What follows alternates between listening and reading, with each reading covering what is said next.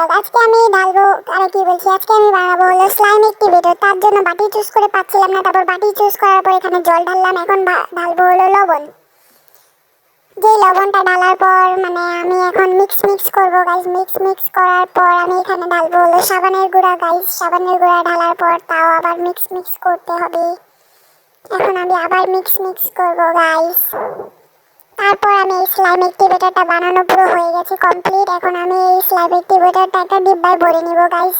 এই বক্সে ভরার টাইমে আমার অনেকগুলো স্লাইম অ্যাক্টিভেটর পড়ে গিয়েছিল গাইস। এরপর আমি আঠা খুঁজে পাচ্ছিলাম না, এই আঠাটা ছিল আমার কাছে অনেক কম, তাও আমি একটু কি ঢেলে নিয়েছি, কারণ আমি এখন এটাকে পরীক্ষা করে দেখব স্লাইম অ্যাক্টিভেটরটা কি হয়েছে নাকি। এখন পরীক্ষা করার জন্য আমি প্রথমে আঠা, তারপর কালার নিয়ে নিয়েছি, তারপর এই কালারটাকে মিক্স করে নিয়েছি এখানে। তারপর আমি এই স্লাইম অ্যাক্টিভেটরটা একটুখানি ঢেলে দেখবো, একটু ঢালবো, একটু মিক্স করবো, একটু ঢালবো, একটু মিক্স করবো, এভাবেই করবো গাইস।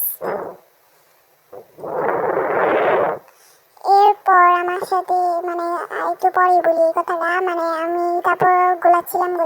এরপর আমার সাথে হয়ে গেল একটা বড় পপাট, আমার স্লাইমটা আর হলো না গাইস।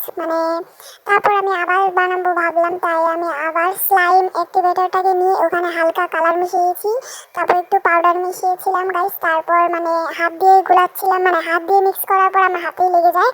এটা হলো হাফ স্লাইম হাফ ক্লে হয়ে যায়, কারণ আমি পাউডারটা একটু বেশি নিয়ে নিয়েছিলাম। আর তোমরা যদি বানাও তাহলে একটু পাউডারটা কম নেবে, তাই আমার হাতে লেগে যায়। ওকে বাই বাই, আমার চ্যানেলটা সাবস্ক্রাইব করে দিও।